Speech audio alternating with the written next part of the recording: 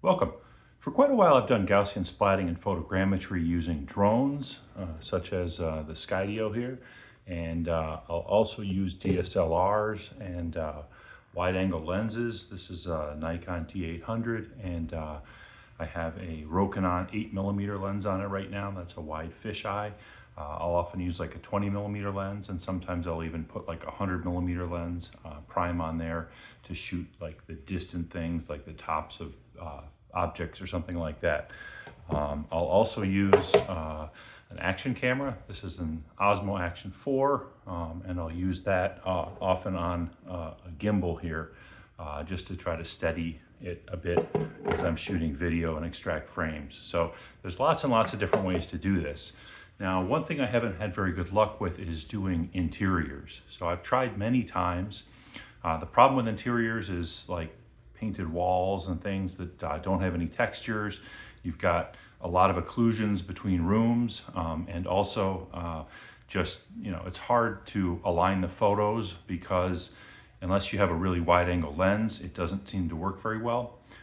So I got a Raven scanner from 3D Maker Pro, and today I'm going to show using that in a house to scan a good section of the house. Now, houses are a problem also because of windows, because of lighting, and it's inconsistent room to room. So this is going to be pretty much a real world test. And also there's a lot of furniture or other things that add a lot of other occlusions in there. So this is the 3D Maker Pro Raven that I got, and it's the max version with RTK. Now inside I won't be using RTK at all, but it does have the two different cameras. So these are two fisheye cameras. So as opposed to like the Eagle scanner, a predecessor to this, it had 4 cameras on the max version of that, 2 in the front and like on top and in the back and things like that.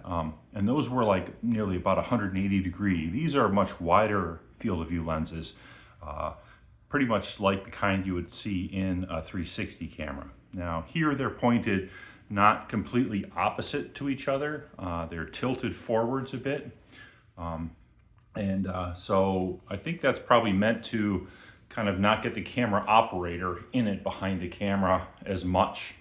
Now, I don't use this with the base plate that it comes with because I find it occludes the images, like the ground below the scanner.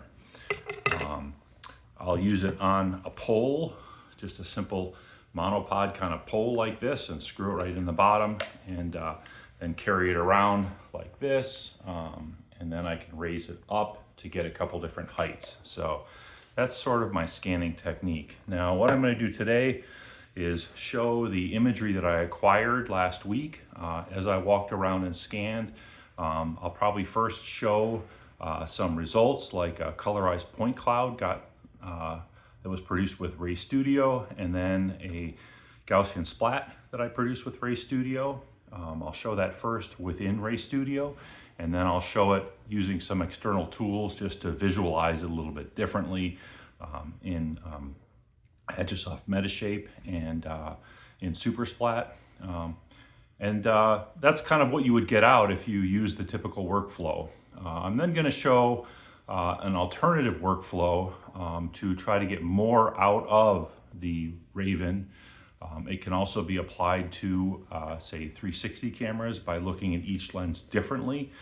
These images can't really be stitched together because they don't cover the full 360-degree sphere because they're tilted forwards. But by trying to use those images differently, I'll show how you can split those images up into pinhole and cover more of the field of view. Now that's what's really important inside, is you have not only things out all around you, but you have them up and down. And the typical processing in RayStudio kind of limits you there in how much of the field of view gets used. So that alternative workflow, I'll illustrate a bit on how to do it. It's not a simple process, but the results are worth it in some areas where you really benefit from this super wide field of view. Anyway, so let's go.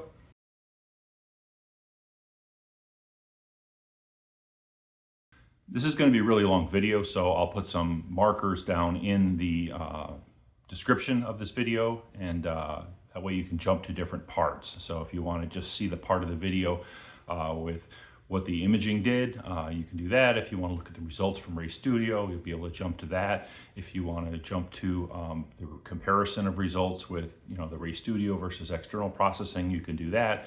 If you want to jump to where I kind of quickly go through the steps on the external processing, you'll be able to see that as well. So that will hopefully help you get through and find the sections of the imagery, or sorry, the video that you want to, and you could revisit that if you want to jump back to a specific part.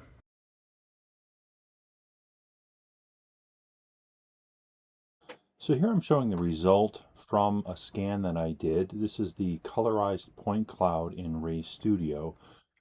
It's a house. I scanned a section of the house, and you can see here what that looks like. Try to navigate around, which I always find a little difficult in RayStudio. But you can see, this is all just from the Lidar and then the colorizing of that. And you can see some of the issues in general just that the Lidar has. Here's a kitchen, there's a dining room, a front hallway, stairway, chandelier, and then a room with a large ceiling, cathedral ceiling, and chairs and stuff in it. And when you scan with the scanner and are near the windows, the Lidar reflects back off the windows, and you end up with kind of a duplicate of what was inside the house occurring outside of the house. So this here is all a duplicate of this room, which is then appearing outside the house. Likewise, when we were in the room down here and looking out this window, this is all fake, and it's all a reflection of this room, the Lidar bouncing off, hitting this wall, and the Lidar, the unit, then thinking that this is outside the house. And this is a duplicate going through this window, which is a duplicate of this room out this side. There is a skylight which is up in a high ceiling, and that is what is this structure on top, so that is real. If we move back around here to the front of the house, we'll see a similar occurrence here. Outside the house here, this is looking out of a window up here, and this is reflecting the Lidar off, and so this part of this room is being put out here. There is actually a foyer out front, but I think that part of this is maybe just this part is a reflection of the room. But overall, the Lidar looks pretty good. If we zoom in here and look, we can see this kitchen. There's a floating counter here. There's a box with lights from the ceiling. In this room, there's some couches and chairs, clock on the wall, just kind of giving an overview. I did go up the stairway here with the scanner, and so you can see that. And then in the dining room here, you can see a table and some cases around, curtains with a bay window in the front, hanging light in here. So that just gives an idea of what this looks like from the Lidar itself.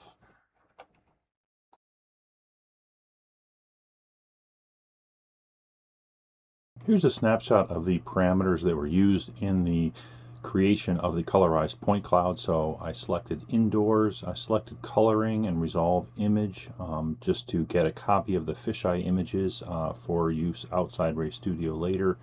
The filter type I put to medium, and I used a thinning mode in performance mode that I think is higher quality as opposed to a fast mode.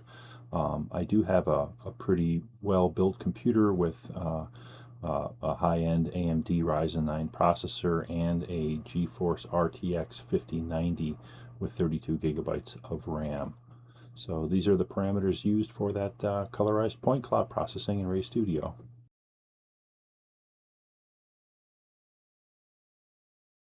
So this is the result in RayStudio from doing a Gaussian Splat training, I selected indoor high quality to use the GPU. I didn't have any extra camera attached. Here we'll just view it within RayStudio. So I'll click preview. Let's have a look. So enter, gives us some indication of how we can navigate the scene. And I'll close that.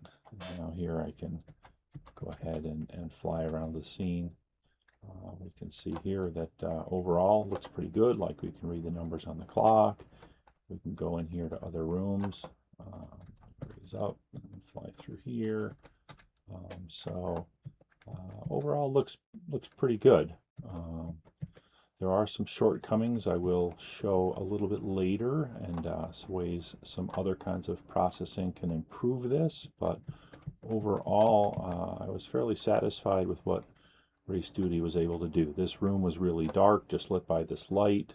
All these blotchy things on the walls are partially due to noise from low exposure, but they're also due to these glass elements here that are kind of focusing the light into these blotches from these little hexagonal things.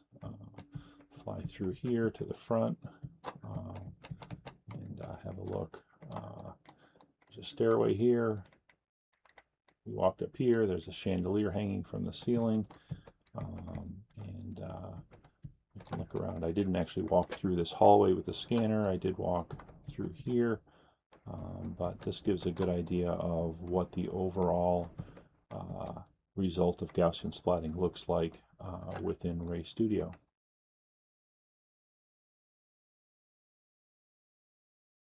So I exported the point cloud, the colorized point cloud from RayStudio in PLY format, and I imported it into Agisoft Metashape as a point cloud, and just visualizing it here. So in Metashape you can put in camera, like keyframe parameters and do virtual kind of flight around. So that's what we're seeing here is an animation.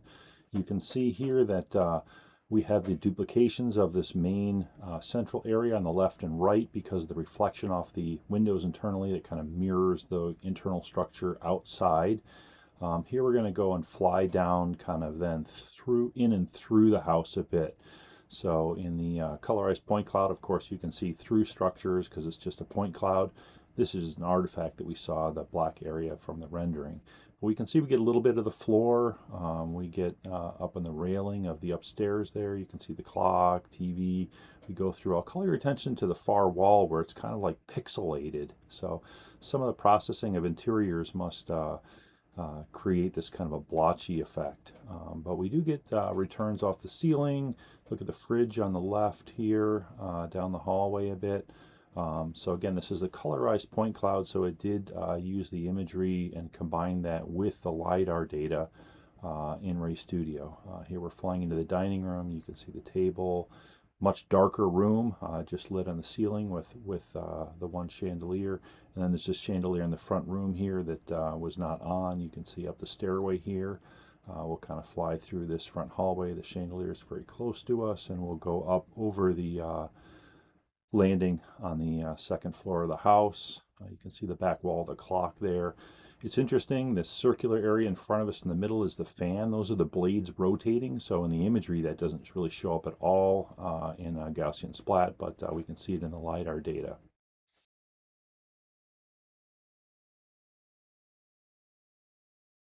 So this is a visualization sort of fly through in SuperSplat where I loaded up the exported Gaussian Splat from RayStudio. And overall, it really looks pretty good.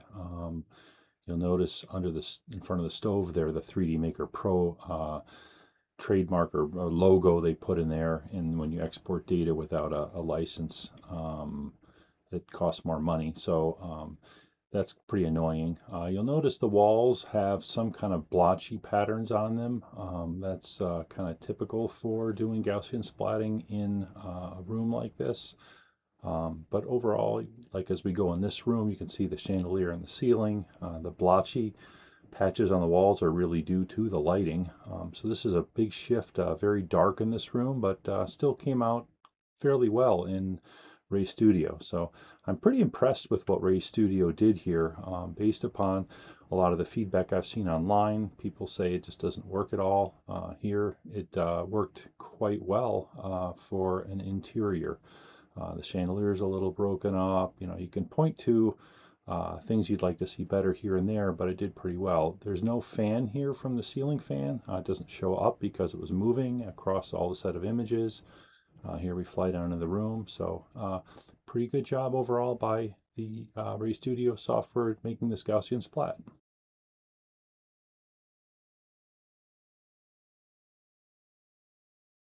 The scanning that I did really tests the Raven's capabilities, particularly on the imagery side. So there's rooms that have direct sunlight coming in, shining very brightly on the floor and looking out those windows that is very, very bright. And other rooms were just lit by, say, a single chandelier in the middle of the room and have kind of blotchy patterns on the walls because that was what the lighting was from that chandelier with the glass that kind of focused beams into various spots on the corners.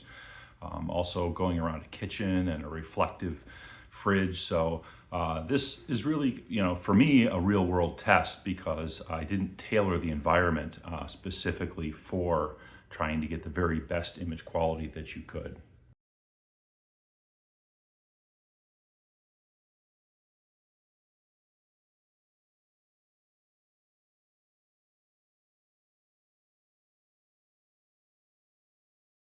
Here we have a view of what the two images in the Raven actually saw during scanning. So the scan time was a little over 13 minutes, and the Raven captured 2,672 images from each camera. So this is not a video, these are actually individual images. This leads to a calculation of about 3.5 or 3.35 images per camera per second. So you can see me moving around. I was moving around very slowly. This is played back here with each image taking basically 3 video frames at 30 frames per second. So I think that's about 10 frames per second playback. So it looks kind of jerky, but it's not meant to be a video. You can see the fan blades moving on the ceiling fan. Anyway, so that's what you see on the left. You can see that the center area between the two fisheye images is kind of getting the same imagery image with both cameras. You can see that there's a dark surround and actually some sort of vignetting around the edge of the lenses. But this is actually the data that is captured and stored in the data on the scanner itself and then transferred to the computer for processing.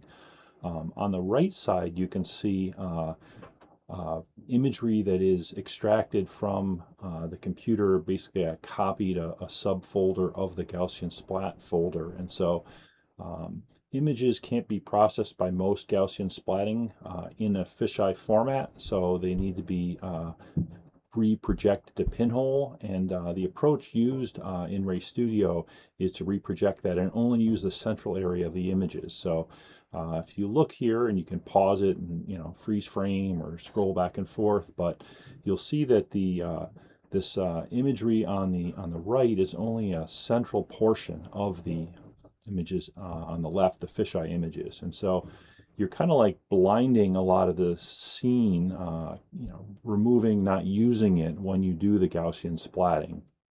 And this leads to some, sort of suboptimal results.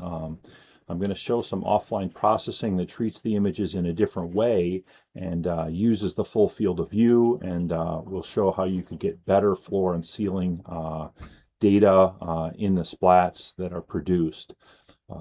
So that's all external, has nothing to do with RayStudio other than I use the extracted fisheye images from ticking the like resolve images or something when I did the point cloud computations, and then I used those fisheye images in my offline processing. So we'll go into that later in this video.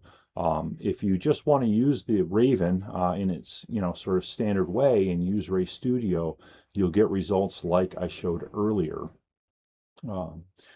The offline processing is something that is extremely time consuming to do. Maybe that can be optimized by folks or something like that, or maybe possibly RayStudio might consider trying to do some kind of a splitting of the images to use more of the field of view. I think there's a lot of advantages in that.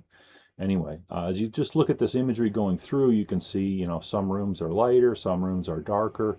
So as I mentioned, a real world test, this is challenging kind of data to get the best quality. You'd want to evenly light each room and all that kind of thing. But I didn't do that to stress the quality that you could get from and test that you could get from the Raven. Here's where we went up the stairway and just walked around a tiny bit here, but this did get the ceiling more in the central field of view, and so we did get that in the Gaussian Splat for the RayStudio processing. Down this hallway, we didn't really go down the hallway much, but I did go up the stairs and down the stairs. Later we'll see some tracks with the offline processing of where I walked through the house and seeing where the camera positions were. Anyway, this just gives an idea of the actual imagery that the Raven collects.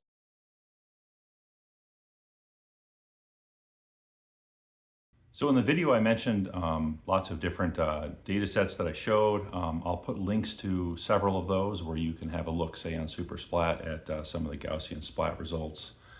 I'll also perhaps link some point clouds that you could download from a Google Drive that might be available for a limited time. So at this point I'll say, thanks for watching to those that want to sign off and not look beyond 3D Maker Pro and RayStudio as far as what can be done. Everything shown up to this point is really the processing and what's included with the Raven and the software, except for just viewing some of that exported data with other tools. If you're interested in learning more about what you can do beyond RayStudio, that's really a DIY, invest your time and try to implement another process if you'd like to. But I'm going to show a comparison of what you can get with RayStudio and then the processing results using this offline workflow. Just to give a comparison, kind of give a motivation for what that processing can provide in terms of image quality and Gaussian splatting. Then I'll go into that process itself, try to illustrate what splitting the fisheye images up actually does, and then show results, and then delve into the process itself on how you could try to do that processing and implement it with data you collect.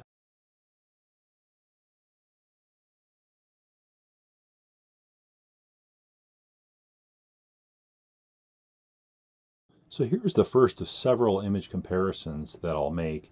On the left is the RayStudio processing, and on the right is the experimental offline processing using fisheye to pinhole splitting and using Metashape for alignment and brush for Gaussian splat training. You can see here that both images actually look pretty good. They're viewed here in SuperSplat, and I tried to get the perspective to be the same for both images. If you look around the scene, the general sharpness and clarity of most things are largely the same. You might notice on the right lower side of the image, just this side of the chair at the right edge, it looks better on the right hand side, but in general both images look pretty good and fairly similar. The RayStudio processing presumably uses the Lidar data as well. The experimental processing shown on the right, this result, that processing chain does not use the Lidar data in any way. It uses the fisheye images extracted by RayStudio and then a fairly elaborate processing chain that I will detail. But I'm going to first show a bunch of these comparison images set up in this way, RayStudio on the left, experimental processing on the right, so you can get an idea of what the potential is, the additional potential that could be had by a different processing applied to what the Raven collects today.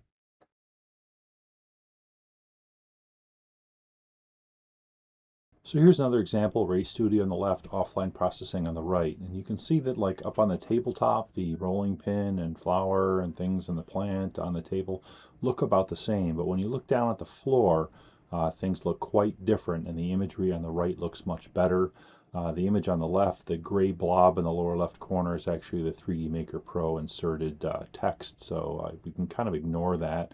But you can see that the offline processing does a lot better at getting details in the Gaussian splat on the floor.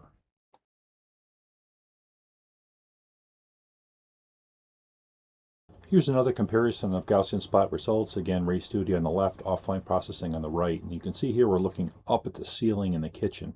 And we can see that the results on the right are just far better than those on the left. You can see the plates hung around the ceiling area, the lights resolved better, and the whole box that's hanging from the ceiling with the two lights on it near the center of the image itself. So the Gaussian splatting results are clearly better in the offline processing, where we're using basically the full field of view of the fisheye images in the Gaussian splatting.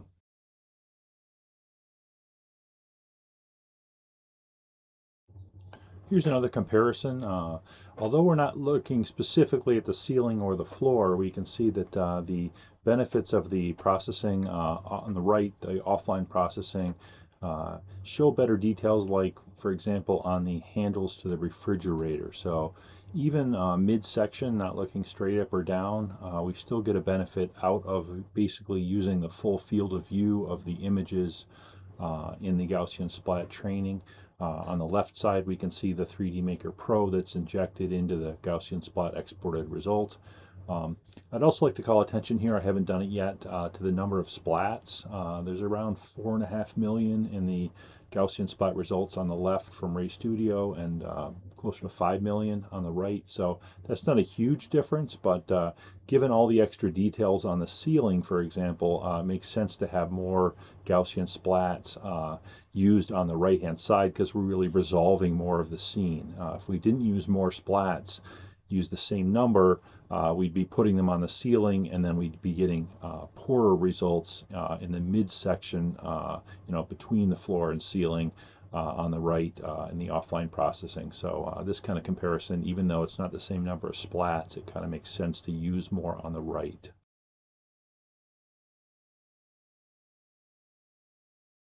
So in this comparison, again, RayStudio on the left, offline processing on the right, we can see, just looking in another room here, that we get a lot of advantages in the area down on the floor. The midsection of the room, in terms of vertical content, the chairs and couch and fireplace and bricks and everything there look fairly similar between the two sets of processing.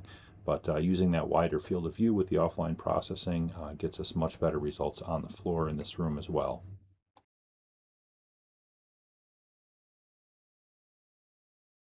So I could keep going on and on with these differences and comparisons between the RayStudio processing on the left and the offline processing on the right. This is just going up the stairway, and you can see the laundry baskets and how much better the detail is. You can see in the bit of a distance on the right hand side the chandelier and how much better it is on the right hand side. So this is where I'll stop the comparisons. I'll have data online that people could look at in SuperSplat to kind of take a look for themselves at whatever portion of the scene they'd like to.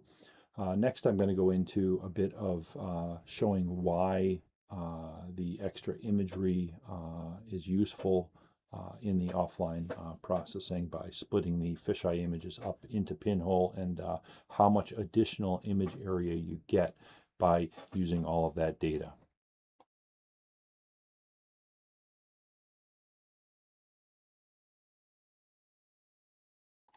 So this is a visualization of what splitting up these fisheye images to a set of pinhole images does, and how you end up preserving all of the field of view. So here we're kind of casting rays from the center projection through the imagery out onto faces of a cube, and then we're showing here how those individual images are generated, basically. So this is just a visualization. It's due to some code that Alex Gee wrote, and you can see that we get 5 images from each of the little bit of sort of a sphere images that each fisheye image has. But in this process, and this is just a visualization of what's actually done in some code that uses very detailed calibrations of the lenses, but this shows that we preserve the full field of view across the set of 5 images that are created from each fisheye image.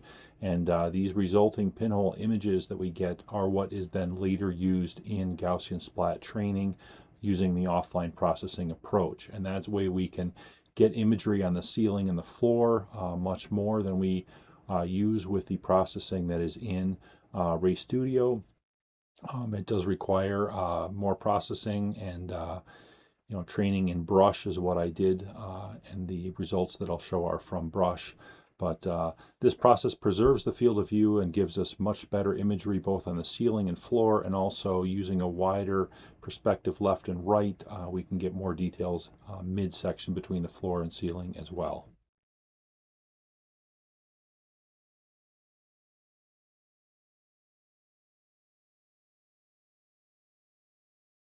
So here I'm showing a composite of the actual images that were split using the data that was then used for Gaussian Splat processing. They're shown kind of as 5 images. They're merged together here for the left camera and the right camera as this sort of cross. And then the smaller images in the middle are the ones that RayStudio produced during the Gaussian Splat training. So this is just to show you a comparison of the field of view. I just kind of grabbed a few clips throughout the whole scan of this because the video is long enough already. But you can scroll through these and see that those images used in Gaussian splatting by RayStudio are really kind of a subset of the center of these 5 images from the left to right. And that limitation of the field of view is what I really wish we could get past with RayStudio, and it would give you much better splats.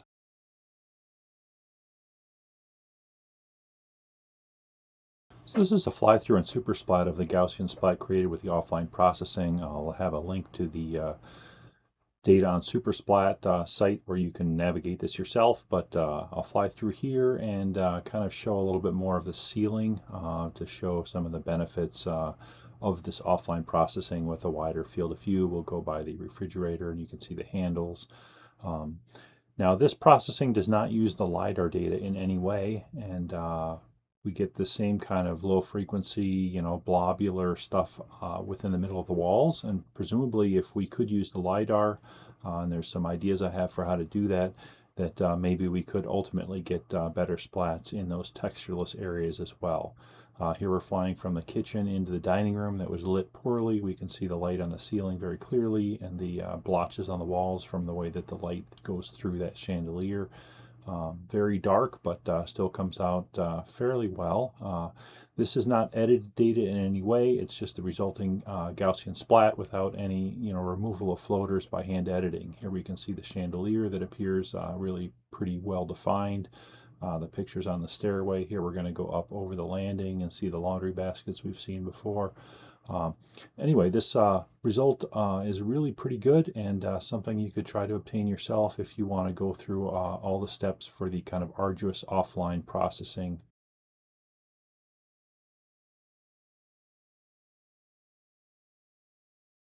During the video, I'm going to mention several pieces of software. So the only paid software that I'm mentioning is Agisoft Metashape, and it's just the standard edition. That's less than $200. I'm not representing them in any way or getting paid in any way for it. It's just the software that I had bought several years ago for doing photogrammetry, and then use it for like photo alignment and things like that for Gaussian splatting. And from that, I decided to use the lens model kind of mathematics that are used by Metashape to create some software for splitting up these fisheye images into pinhole images, and develop some code with a lot of help from Alex Gee, that we have that code on GitHub, so that code is free. Also, SuperSplat is free for visualizing the images. And then most importantly, Brush is a program for Gaussian Splat training, and that's free, and I'll put a link in the description to that as well.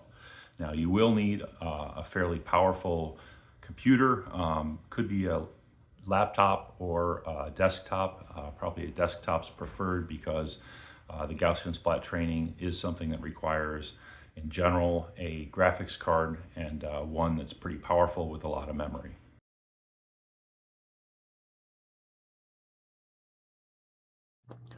So this is kind of a high-level outline of the processing. First, use RayStudio to extract the images, and that's a checkbox basically in the point cloud processing to resolve the images, and then you can find those fisheye images in a subdirectory of your processing directory. Then you can take those and maybe copy those to another directory so you don't mess with the RayStudio copy. And then you use a tool, EXIF tool, to go ahead and label the images, and I'll show how to do that. Basically, you put in like a make and model for the images, like from the left lens and the right lens, and label those differently. So later Metashape can make a separate lens model for each of those during the image alignment phase. Then I run a Python script, which is just something I had AI write for me. Basically, because the images are captured at about 3.35, I think it was, frames per second per lens. That's just a lot of images, especially when you're going to break them up into multiple images, each as pinholes. So I go through and just sample those. I'll put that code, a link to that in the description. But all that does is choose a subset of the images, trying to sample them at 2 frames per second and put them into a subdirectory. At that point, you've got the images basically prepared, and you can go into Metashape. And again, you just need the standard edition, but that is a paid software, one-time fee. It's less than $200, I think. I bought it some time ago for photogrammetry and preparing images for the alignment for Gaussian splatting, which is what we're doing here. So in Metashape, you can then import the images. I usually separate those by lens into different image groups, but that's not critical as long as your images are labeled with the EXIF tool that we already covered. And then you need to go and set under the camera calibration for each of the lenses and set them to the right distortion model type. So for the Raven, that would be fisheye equisolid. So there's a fisheye equidistant and a fisheye that was sort of traditional, which has been deprecated, which now means fisheye equidistant, but you need fisheye equisolid, which is only available in the newer version of Metashape that came out December of 2025. So set that distortion model type. That's really a critical step. If you have lens intrinsics, I'll provide some here as a starting point. That's kind of can help the process, and then once you go through with your own data and do an image alignment, you can export the camera parameters and use those in the future with your imagery that you capture. But starting with what I provide, I think could help with your first image alignment. Then you need to mask the images, so there's a lot of area outside this sort of circular area in the fisheye images, and you need to mask that out. That can be done within Metashape. You can do it on like one image, export the mask, and then read it in for all the images from that lens, and do that then for the other lens, that same process. Now there is masking of the image operator. That's much more complex, and I'm not going to get into that at all. But you can use like a SAM3 based model for that and try to mask the operator. You can then like import and merge those with the already masked images with just the fisheye regions within Metashape itself. I'll show a little bit of that kind of stuff, but I'm not going to show anything with the SAM3 based processing. You could go and try to mask them all by hand. I've done that. It's a long process, but you need to mask out that imaging area, this outside the circular area, and mask out the operator if you can to get the best alignment. Then within Metashape, you go ahead and do an image alignment, and then I like to go and look at the cameras within Metashape where it plots those and see that they're all good and try to make sure the alignment's all good. You can reset alignment on poorly aligned images and realign those until you're happy with the result. So you want to verify that you have a good alignment. If some of the cameras did not align, you need to basically remove those before you export the cameras and export the sparse point cloud. Otherwise, the later step of this Fisheye-to-Cubemap conversion will not work. So you export the cameras once they're all aligned and you're happy with them in Agisoft XML format, and you need to export the sparse point cloud as a PLY type in binary format. And it's very important it's in binary format for the Fisheye-to-Cubemap to work. Then you need to make sure you export all your image masks and do those in separate directories for the left lens and the right lens. And you will also need then for the next step of Fisheye-to-Cubemap processing, the fisheye images from the left lens in one directory and the right lens in another directory. So the next step is to then use Fisheye-to-Cubemap processing. That's something that I developed, co-developed with Alex Gee. It's on GitHub. I'll provide a link in the description for this video. You can go ahead and download that, and it's an installation. It's Python based, uses a bunch of libraries. It's very well documented as far as how to install that, and then you run that process. I use it in the Fisheye-to-Cubemap with Colmap conversion.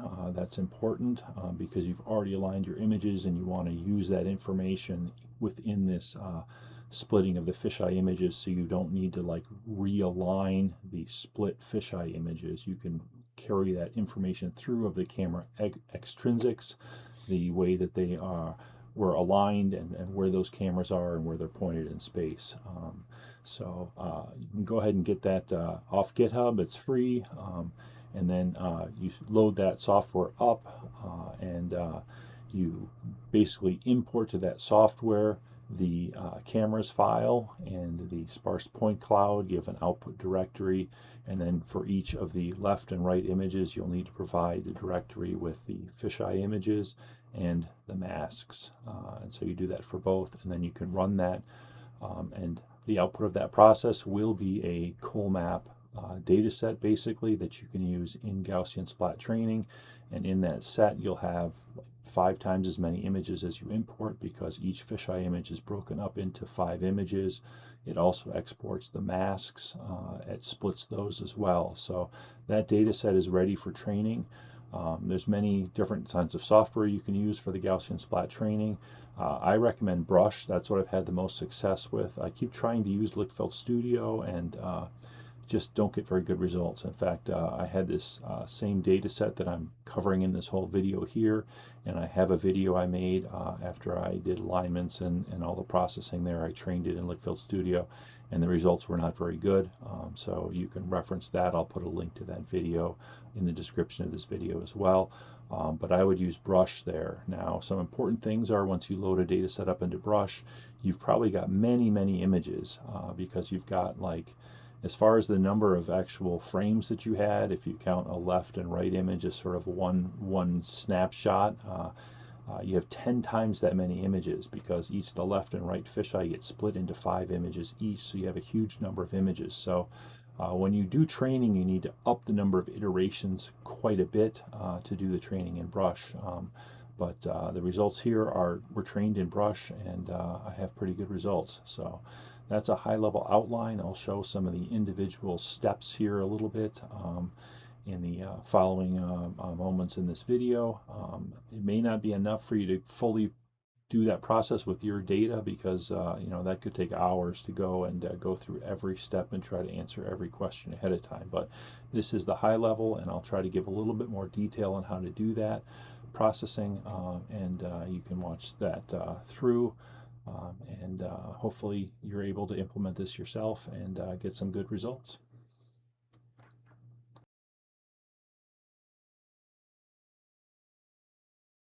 So the first step is to get the fisheye images. That's done within RayStudio. Anybody with the Raven is probably familiar with this. You go into the data processing, and this first step of processing the point cloud. Basically, it's either this coloring or resolve image. You need to tick those on, and when you do that and run the data processing for the point cloud, you'll end up with a subdirectory of images that have the fisheye images in the left and right folders. Separate those.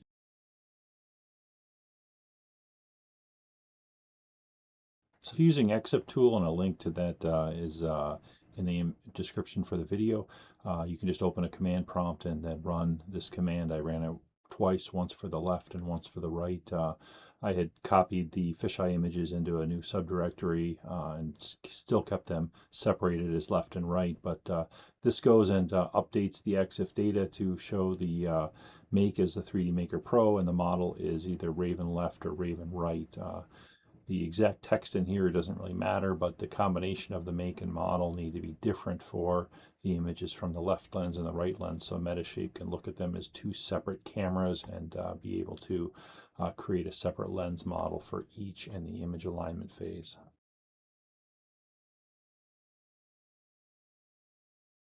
So in the processing I applied, I resampled the images because there were more than 3 frames per second from each of the left and right cameras, and when we split those, there's so many more images. I went through and resampled those at 2 frames per second. This is an AI created Python script, and basically in this I can just go and replace dir1 and dir2 with the left and right directories of fisheye images, and those have already been EXIF labeled. And then go ahead and run this, and I'll get a subdirectory in each where it copies a subset of images that it tries to sample at 2 frames per second. Now, their images from the left and right are pretty well synced in their capture times, and the image file names have those times in them, and so it does a pretty good job at selecting a subset of images. This isn't a critical step, but it's just a step that I followed, and I'll put the Python code for this, link to it in the description for this video.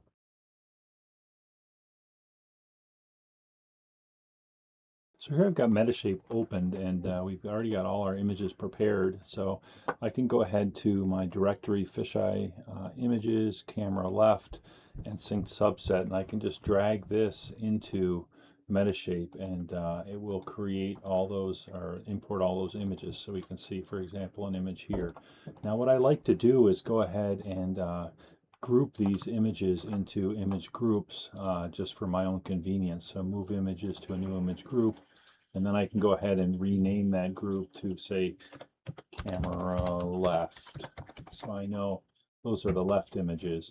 Then I can go back here to the camera right directory and choose the subset of images. So these are the 2 frames per second sampled images. Drag this into my chunk, and then go ahead and highlight all of these and do move images to a new image group, and then name that group to, say, camera right. All right. Then what I want to do is go ahead and set the camera type. So this is a very important thing to do, is to go under camera calibration, and for each one of these, and these appear as 2 groups because we EXIF labeled the images, so these are the camera models, so they show up separately. I need to set this to equisolid fisheye. That's the right thing for the Raven. It would be the right thing for fisheye images from, say, a 360 camera.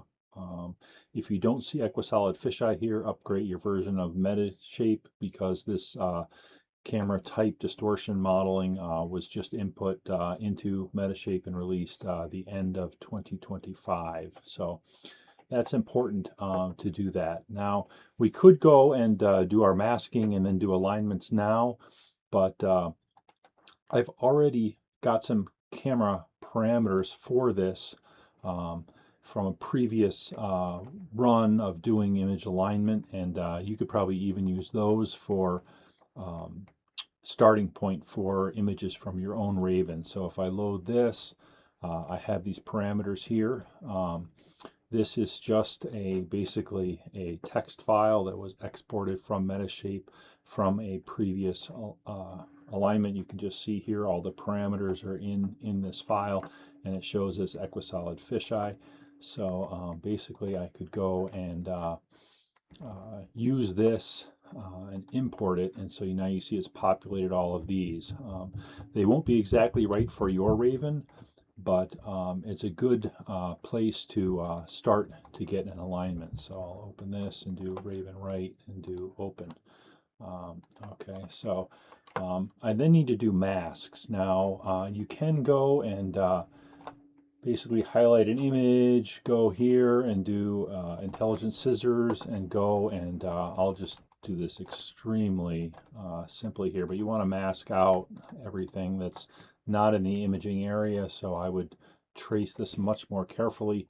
I can then do add mask selection and then do basically invert mask. So basically what I want to do is go very carefully along this kind of a line here and down here, and to mask out all of this area. Now I can go on this image and do masks. I could save the mask then for this image. So I could do mask, save, export masks, and for this, and just give it a, say, left lens mask. This is my left camera, and for this selected image, and go ahead and save that to a directory. If I did that, then I could go ahead and take all of the rest of my images, highlight those, and do like masks, import masks, and then put in that file name and say replacement because I wouldn't have mask for those yet, and import those, and then all my images for that lens would have a mask, and I could do that for the images from the other camera, the right camera as well, and that would give me a starting place with just masking out this outside dark area and this kind of peripheral area here, which is not good imaging area either. Now, what I'd like to do is actually make masks that mask out myself as well, and that can be done externally from here using something like SAM3 to go and analyze all your fisheye images and create masks for the camera operator, for person or people in there. You could then go in Metashape, if you did that for all of your images, and go here and do masks, import masks, and then instead of replacement, go and do union, and then whatever if it's just filename.png, whatever my externally produced masks are, go ahead and give the right template for that. And then if I had selected all of the images from that lens or whatever, go ahead and do it, and it would union, and it would make a mask which had both the camera operator as masked by the images mask images I'm importing here, and it would union those. So I'm going to open another project where I've already got all the masks created to show how you would continue to process that within Metashape.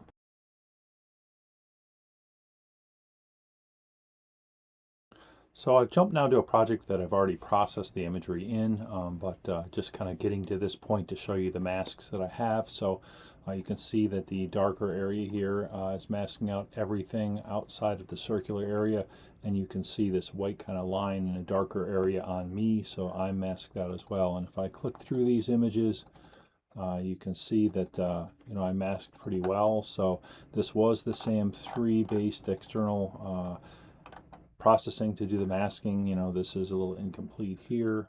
These don't need to be perfect. The better they are, the better your results will be.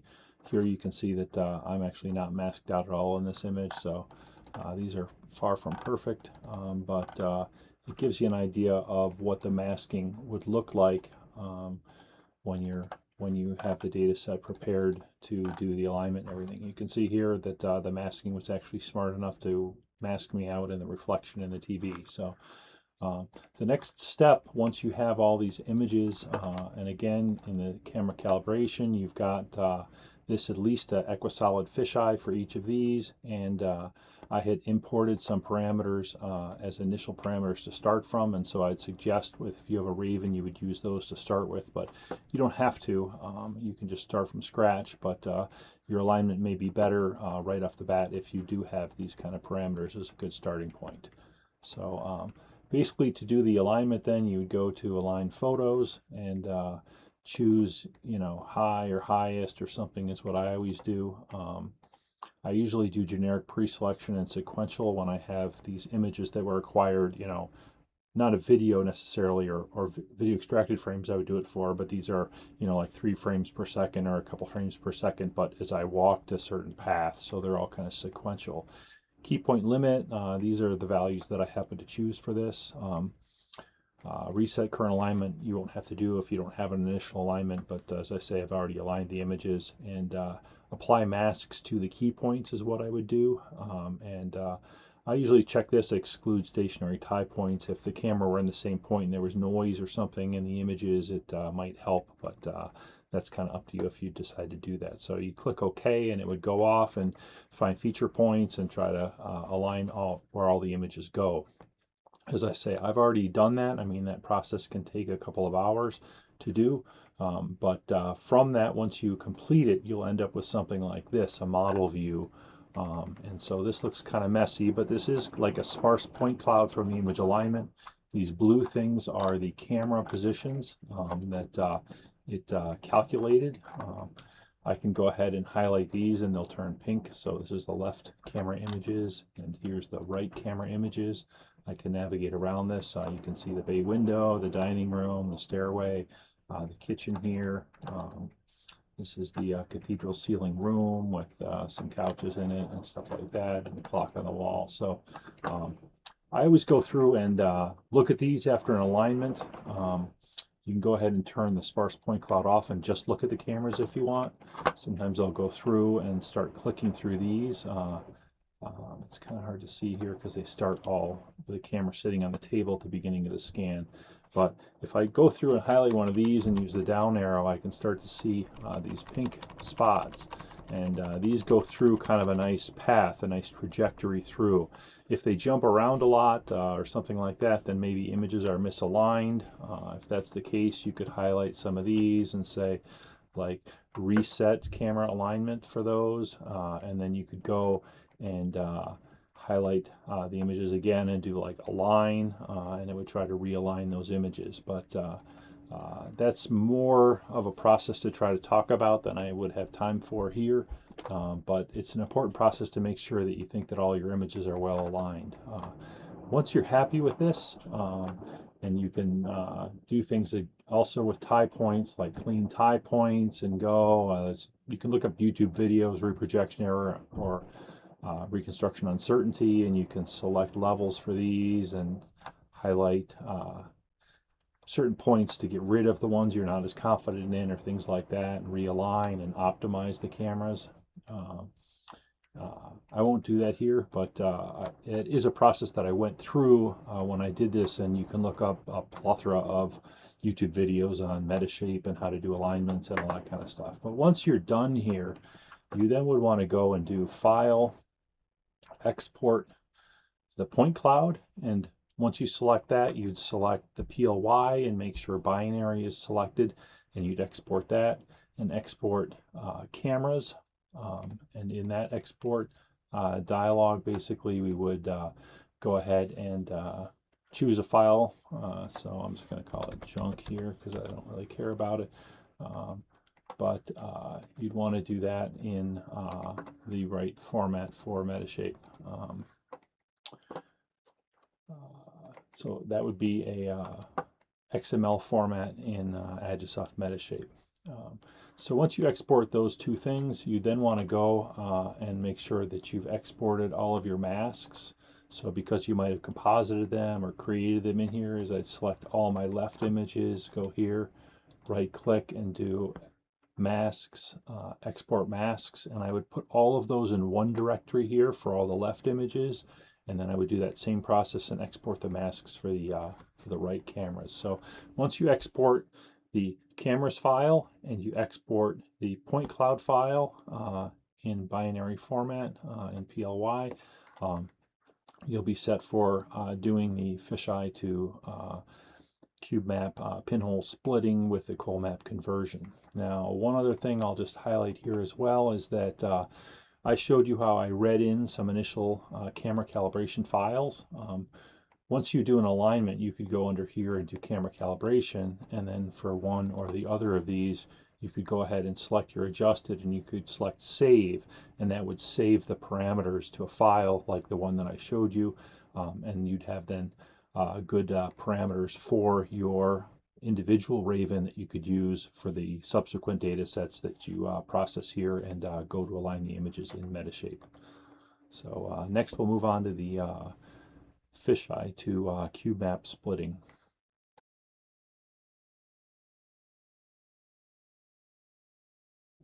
So the Fisheye-to-Cubemap conversion is something that I co-developed with Alex Guy, and this code is available on GitHub, particularly if you go to the Fisheye-to-Cubemap project and then pull down here to the branch of Cubemap conversion. This is what you'll see, and there's a lot of description about what this does and why you use it and all that sort of stuff. If you scroll down here, there is a section that shows how you would clone this. You actually want a specific branch, so you basically do get clone -p Cubemap conversion, and then the URL in place of this get clone line here, or as a refinement of it. And then after you do that, just follow these instructions, cd the directory, Python this, and go through these steps. Once you do that, you'll be able to go into the directory, the GUI directory, subdirectory, and run this Python GUI. And once you do that, you'll see the interface that I will show next. So this is the GUI itself. Once you go into that directory and run the Python, the the GUI.py file. This will open up, and this has two modes, just a Fisheye-to-Cubemap or a Colmap export, and this is the mode you'll want to be in. Now I've already got these populated. You need that Metashape XML. This is that cameras file you exported from Metashape after your alignment, and then your sparse point cloud, which is your binary format .ply file, and then I have here just an output directory that I've specified. Now once you select this, you will see that the area down here gets populated. So this is what you get, and we see that our fisheye sensors, we have a left, Raven left, that's an equisolid fisheye, that there is 1,598 cameras. I've already selected these folders, so this is the image directory, so you would just go and select that. Again, you need the fisheye images for the left camera, left lens to be in one directory, and the right ones to be in another, and then the masks that we exported from Metashape.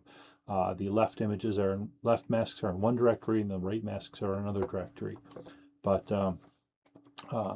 this shows you basically the size that you might split these up. So each of the pinhole images would be this size, and you can change this to some degree. I wouldn't drastically up or lower it. It populated originally with maybe 2260 for this one. I think 2274 for the other. They can be different for the right and left if you'd like. I think that actually for the project that I did and showed the results from earlier, I had set this to like 1800 for each. These need to be checked with multi-pinhole. So we have our cameras file, our point cloud, output directory, left fisheye images, left fisheye masks, right fisheye images, right fisheye masks. Now this will take a moment to highlight, and I'm just going to kind of let this sit, and I'll cut this section out.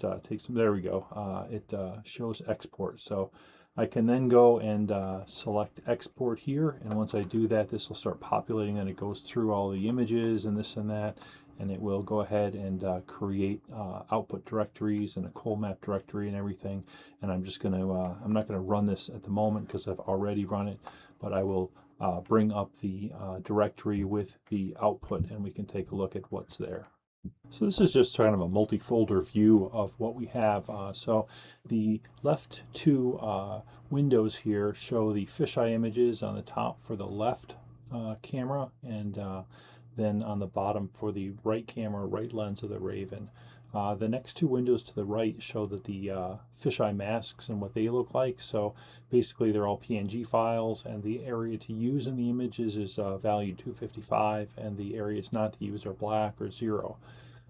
The upper right corner shows the results of running the Fisheye-to-Cubemap with Colmap conversion. We have a Colmap folder, and there we have an images directory, a mask directory, and a sparse directory, and that's the typical kind of structure we'd see for any kind of Colmap to be used for Gaussian Splat training.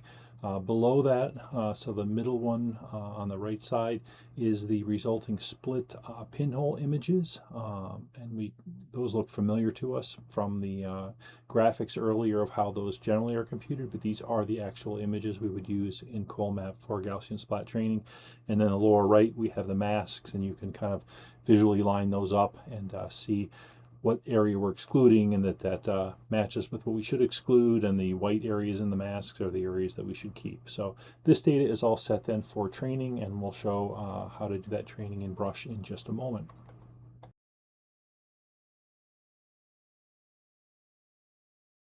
So this is Brush and how you can get it on GitHub.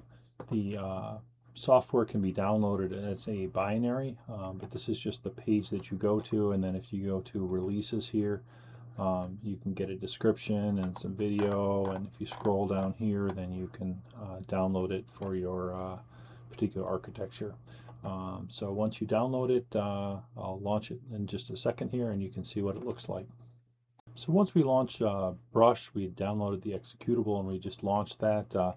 We can navigate to our Colmap directory, and basically we need to load that up here. So we can go here and choose our Colmap directory, and it'll take a moment to load, but we can pick the number of training steps. Now we have like a ton, like almost 16,000 images. Usually Gaussian splats are trained with like 150 to 300, and they do like 30,000 iterations. Because we split those up, the number of images we have, and each iteration is a processing of one image. We need to up that a lot. So, I might choose like 300,000, or you could calculate an actual number that would be better than that. The maximum number of splats we want, we're limited to 10,000 here. If we run this in the command line, you can do that. I think we can go to a bit higher numbers. We can choose learning rates. Those generally are pretty good. The growth rates and refinement, we can choose all those parameters as well. We'd want to stop at a much higher number here, maybe 200,000.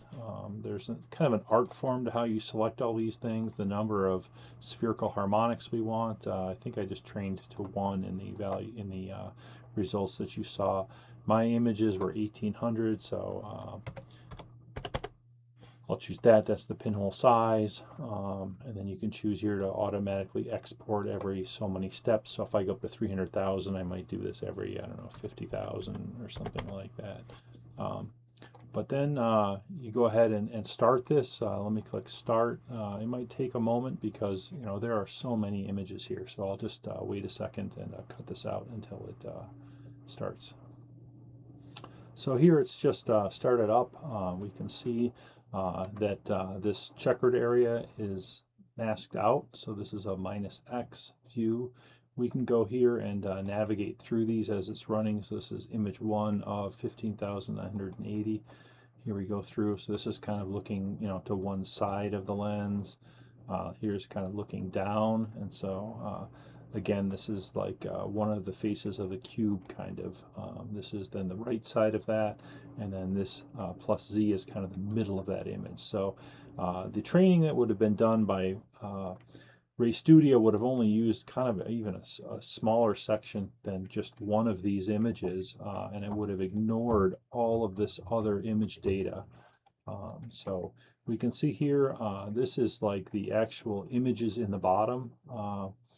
The photos, these pinhole images that we broke out from the fisheye images. On the top is what the Gaussian splat looks like as it's training. So of course this is extremely early in the training, and it's very blobby, but you can see that it's working to refine this. So I'm just gonna, I would let this go and come back to it, but we already have results.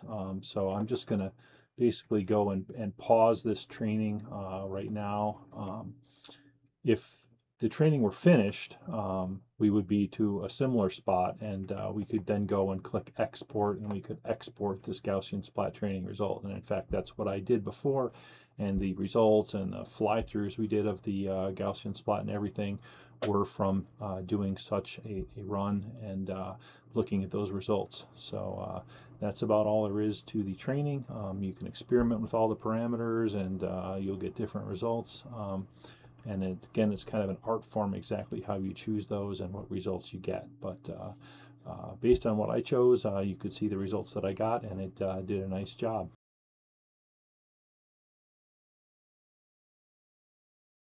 If you're curious about learning more and seeing the data sets themselves, I'll put a link in the description of the video to, for example, a Gaussian Splat or a couple Gaussian Splats on SuperSplat, and I may well put a link to point cloud data also on a Google Drive that I would plan to just have available for a limited time. So if you're curious to see those data sets for yourself, have a look in the description and take a look for the links for the data there.